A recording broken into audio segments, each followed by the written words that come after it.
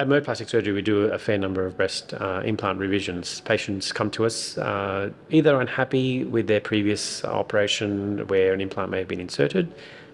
Some have had the implant in for a very long time where now the implant has deteriorated or ruptured, or there's another complication where it has moved out of position, it's rotated, or the capsule or the scar tissue around it has gone hard. In some patients, it's just their natural aging and things have happened since the implant was inserted. They've become pregnant, they've put on weight, they've lost weight. So I feel that there are a lot of options for these patients. It's a really challenging area, but we talk through a very individual approach to what a patient may need. Some of our patients need a removal of the implant only. That's usually the simplest thing to perform. You'd usually, procedure that's usually involved staying overnight. It's usually 2 to 3 hours. And it's good for a patient where they've got enough of their own volume and a reasonable shape that they no longer need the implant. A lot of our patients, though, will require something else. What that may mean is once you remove the volume, their breast shape will droop or change, and they require a lift or sometimes fat grafting.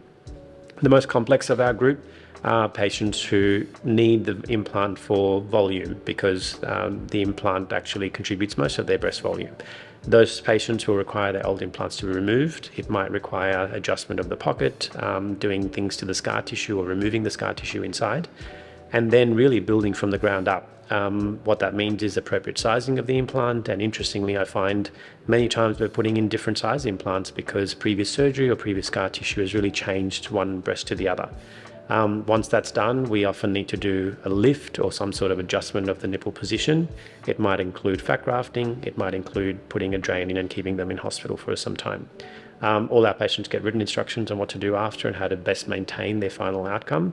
It usually involves no lifting for a total of 6 to 8 weeks, and close follow-up with us, both with respect to their scar, but also just maintaining their position of their implants. For patients who are having implant revision, I think the fortunate thing now is that our technology and techniques have really improved from the time that they may have had the implants inserted.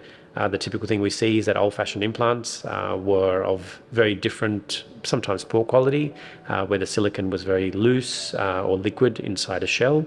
That meant that when the implant ruptured, liquid silicone leaked everywhere and the body tried to wall that off with thick scar tissue. Modern day implants have changed significantly. They're of extremely high quality, which means that now if there is a tear in the implant, it actually stays put. It's called a cohesive gel, which means it won't leak into the tissues. It won't really go anywhere.